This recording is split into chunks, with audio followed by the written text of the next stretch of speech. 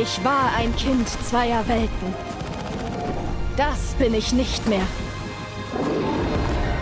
Ich bin Navi.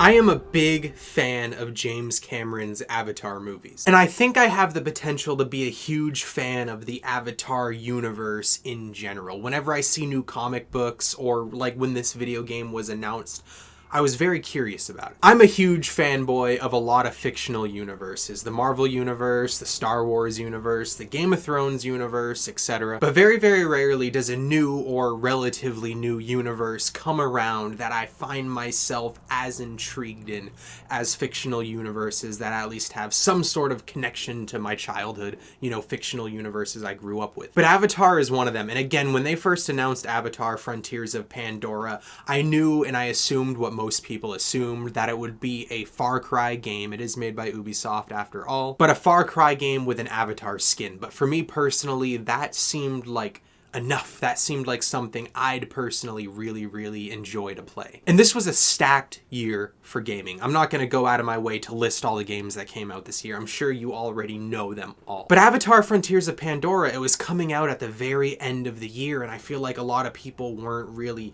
looking forward to it. It wasn't really on a lot of people's radars, except for me. And I'm going to show you some raw gameplay. I'm going to review the game for you, but I'm going to let you know that this is more or less a first impressions review.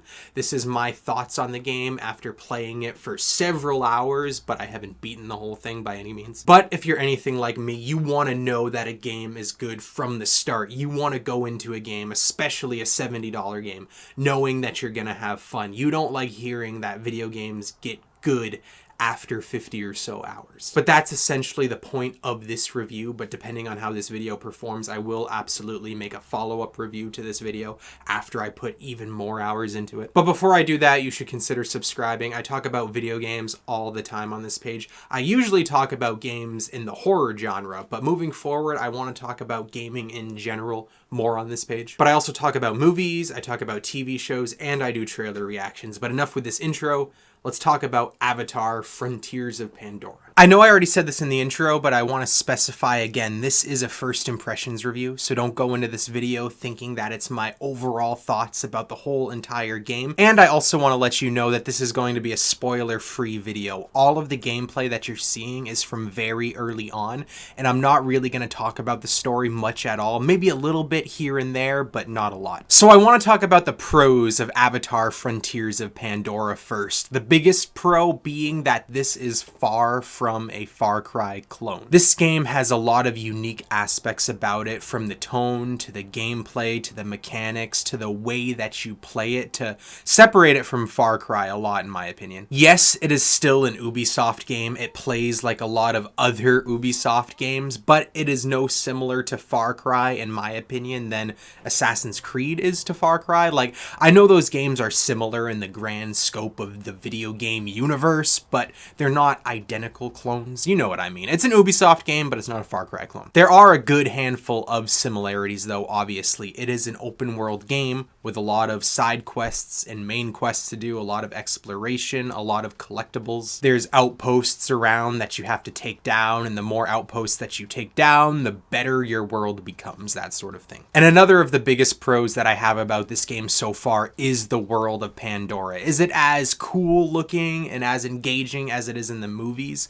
No, not so far at least, but it's still a phenomenal world and I love looking at it. The visuals in this game are fantastic. Some of the best open world video game graphics I've ever seen. The gameplay that you're watching isn't capturing just how good these graphics are when you're actually playing it on a PlayStation 5 console. However, I hope that the world doesn't become stale after a while. I hope that the biomes vary enough to make it feel fresh. I hope that you're not just constantly seeing a lot of green and blue and luminescence and just more of the same. The combat in this game is so satisfying to me. When you shoot people with your arrows, the sound that it makes, the feeling that it makes on the controller in your hands, again, if you're playing it on a PlayStation 5, is just so satisfying. It's probably the best that shooting an arrow has felt in a video game on the PlayStation 5 so far, at least from the games that I've played. When you hear the sound of the arrow being let loose and then you hear that arrow piercing the flesh of your latest victim,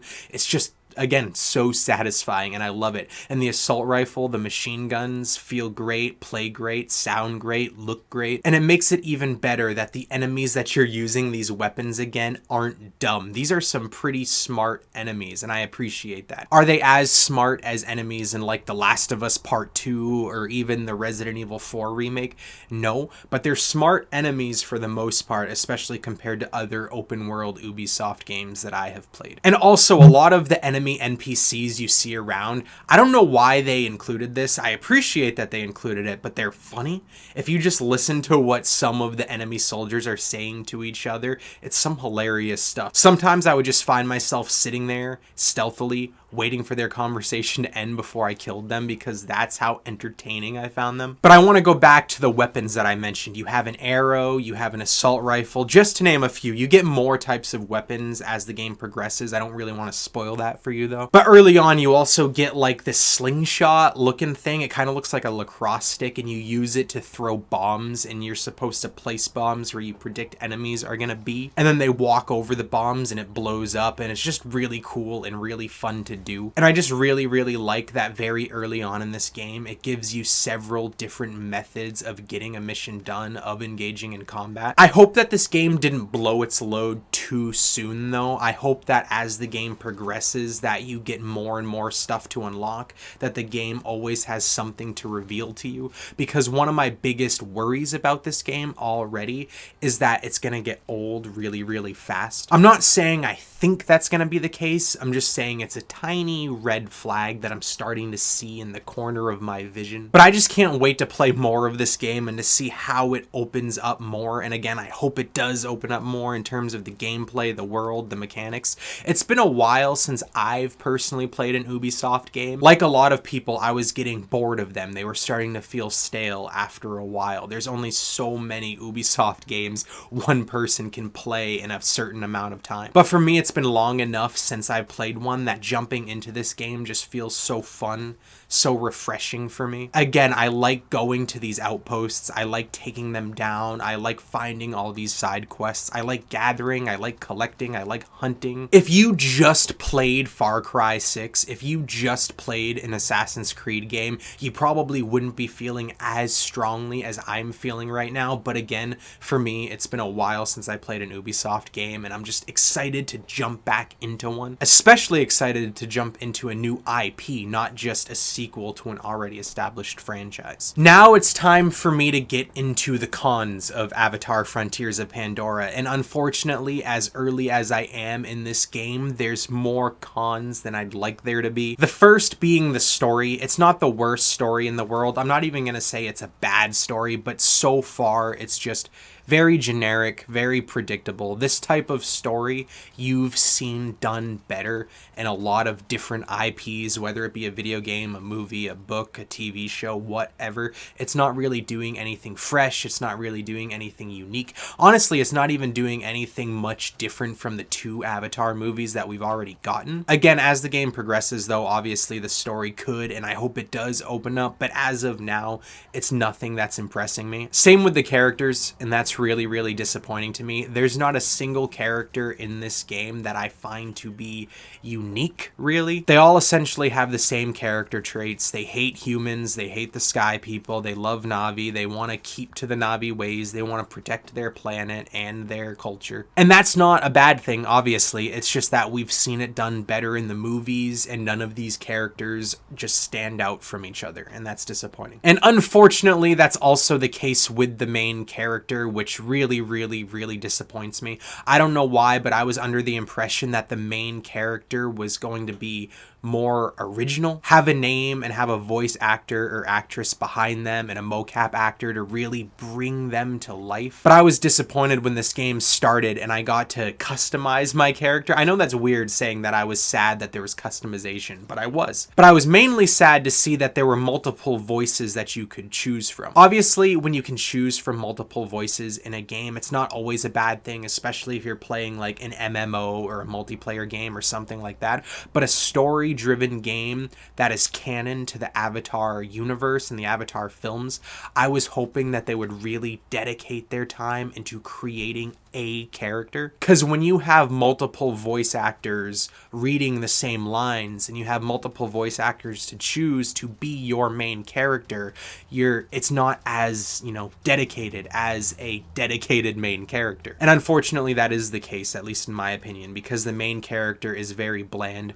There's not that much passion, there's not that much acting in the dialogue that they're delivering. Another big con that I have with this game, especially very early on, is I love the world of Pandora. I was very, very excited to be in this world in a video game, but early on in this game, traveling throughout this world is more annoying than I wanted it to be. This game wants you to be immersed in it. It doesn't have that much HUD, which I appreciate. I like that it wants me to be immersed. But more often than not, I found myself really annoyed trying to transverse like up a mountain or through a river or through a forest and not really knowing where I was going. Like, I can't tell you how many times in the hours that I played this game already that I was trying to climb up a mountain and then I realized I was climbing up a part that it didn't really want me to be climbing, so I then fell, and then when you fall, you land on like a bomb plant and then you take damage and you're like, God dang it, that was like half an hour of time wasted. And then you just say screw it and you go around the mountain, but then you realize that the way that you go doesn't really have a path to get to where you need to be.